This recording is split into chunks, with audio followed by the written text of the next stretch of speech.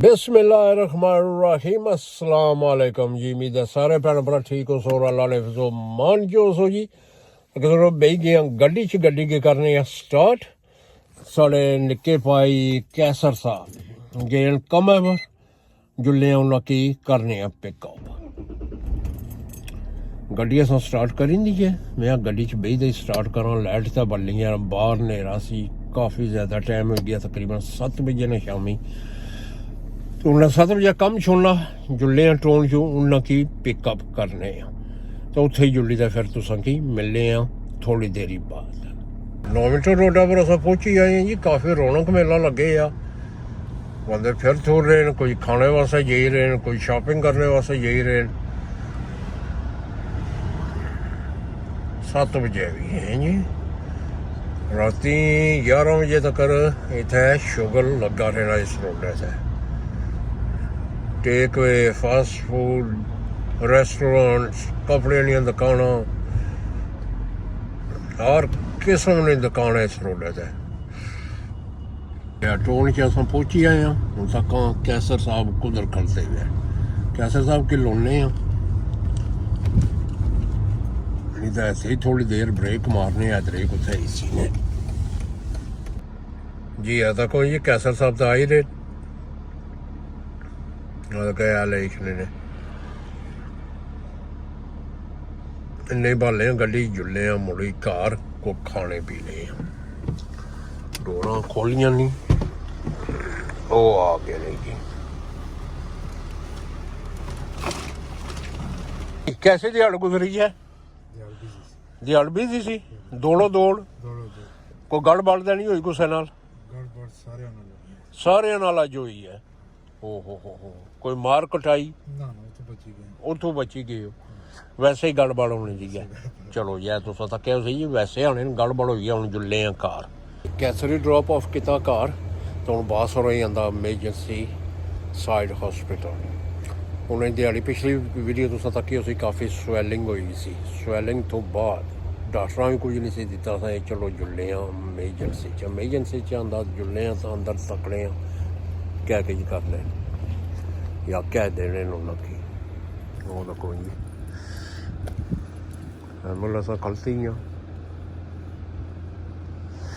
मैं गड्डी खिलाने उधर टाइम लगी गया उधर गड्डी खिलाई है तो बॉस और गए अंदर मैं भी जुल्ला दिता इन्ना भी कुछ नहीं। इन्हें आख्या मुड़ी तो जाओ सवेरे अपने डॉक्टर को फिर जो कोई देसी वो ही देसी अस कुछ ना करी सकते हूँ समझ नहीं ऐसी नहीं करा कैसे चलो जुल्ले घर कोई खां पीया तो सही ना गड्डी चंगा होया कुछ नेड़े खिलाई सी अद्धा घंटा इतना खिलाई सकते सो। ड्रॉप ऑफ पिकअप पॉइंट है।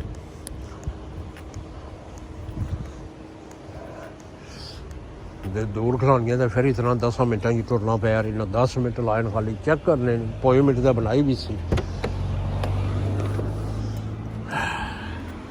रखो जी रोटी अस पकाई की है टॉपिक नाल सालू थोड़ा टिक्का भी असी थोड़े अंडे मैं दो चीज़ा मिक्स करी तो खाने आए नाल चाह भी अस रखी हुई है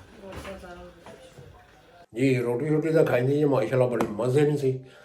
अंडे भी तो चिकन भी तो भाई अली अहमद साहब याद करी रहे दिहाड़ी मिलते सन उन्हें आई सी भाई शामी अच्छा करो एक कम सिखो नहीं तो उधरों गपशप भी हुई है अगर असी घर बैठे क्या करनी हो तो जुल्ले भाई अली अहमद साहब को तकने वो क्या कर लगे उन्होंने को अज क्या कुछ सीखने चलो उत्थे जुल्ली का ही पता लग सी तो जुल्ले कुत्थे ये माशाल्लाह तुम समझ गए उस मसाला नाइट चैडस्टन मसाला नाइट भाई अली अहमद साहब उत्थे उन्हें ओवरटेक किया जी टेक वे हूँ जुल्ले उन्हें तकने जुल्ली तो उत्थे जुल्ली तुम मिलने देखो जी इसने साथ ही मुड़िया लाई छोड़िया जी बनाओ जी तड़का खुआ दस लगे जांच तड़का खुआ किस तरह बनना लगे जैसा कि मैं तुझे पिछली क्लिप च पाई सी भाई अली अहमद साहब आने घर बैठे क्या करने होने हो अच्छा करो नाले जांच सीखो नाले गपशप हो जाए अगर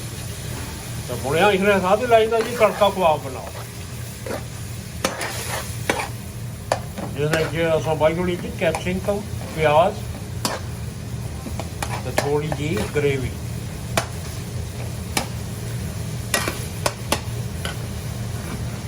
देखो जी सारा तड़का हो गया जी तैयार। इसमें पाने जैसा कबाब, मिक्स कबाब, जैसे कि डॉनर भी है, शीश भी है, टिक्का भी है।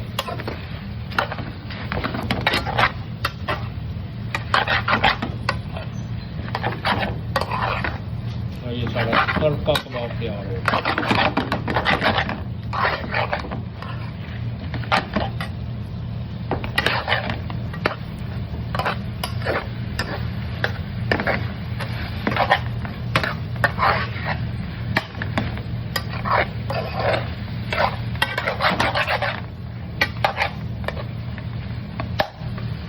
कबाब साड़ा बिल्कुल रेडी हो गया जी। इसे कर रहे हो पैक।